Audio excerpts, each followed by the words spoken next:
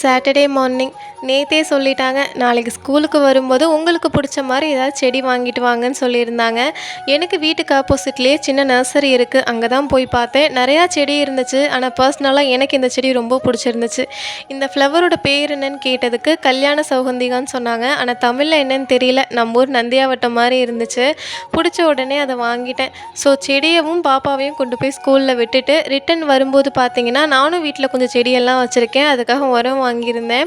அதுக்கப்புறமா பாப்பா ஸ்கூல்ல இருந்து சின்ன சின்ன ஃபோட்டோஸ்லாம் அனுப்பியிருந்தாங்க. அவங்க அந்த செடிய நட்டு வைக்கிற மாதிரி. வீட்ல பார்த்தீங்கன்னா, சிவப்பு பொன்னாங்கண்ண கீரை போட்டிருக்கேன்.